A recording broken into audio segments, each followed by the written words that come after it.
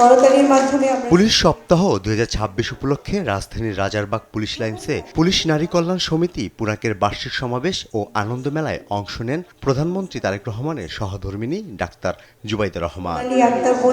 শুরুতেই সমাবেশে আগত বিশেষ অতিথি ও অন্যান্য আমন্ত্রিত অতিথিদের নিয়ে পুরাকের বিভিন্ন কার্যক্রমের তথ্যচিত্র উপভোগ করেন তিনি। অনুষ্ঠানে রাজধানীর শহীদ পুলিশ স্মৃতি স্কুল অ্যান্ড কলেজের মেধাবী শিক্ষার্থীদের হাতে সনদ তুলে দেন জুবাইদা রহমান।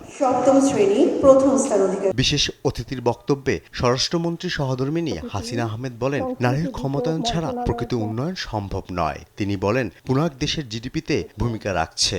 মূলধারার অর্থনৈতিক উন্নয়নে নারীর অংশগ্রহণ নিশ্চিত করাই পুরাকের নিরন্তর লক্ষ্য। পুরাক আজ কেবল 4 দেয়ালের মধ্যে সীমাবদ্ধ নেই, বরং এটি একটি শক্তিশালী অর্থনৈতিক শক্তিতে পরিণত হয়েছে, যা দেশের জিডিপিতে পরোক্ষভাবে অবদান রাখছে।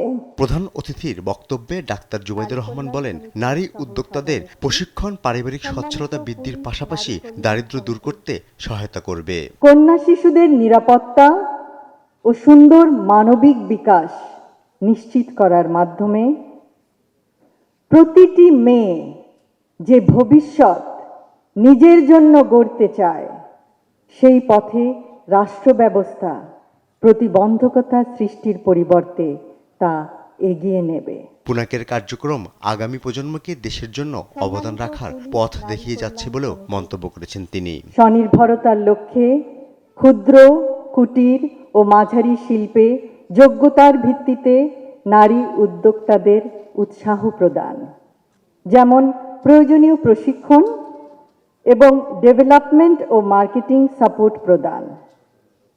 ফলে পারিবারিক সচ্ছলতা বৃদ্ধি ও সন্তানদের শিক্ষা এবং দারিদ্র্য বিমোচনের লক্ষ্যমাত্রা অর্জনের পথ সুগম করা সম্ভব হবে। অনুষ্ঠানে পুরাকের বার্ষিক প্রতিবেদন 2026 তুলে ধরেন প্রতিষ্ঠানটির সভানেত্রী। সাংস্কৃতিক অনুষ্ঠানের মধ্য দিয়ে শেষ হয় এবারের পুরাকের বার্ষিক সমাবেশ। ফররুখ বাবু, দেশ টিভি, ঢাকা।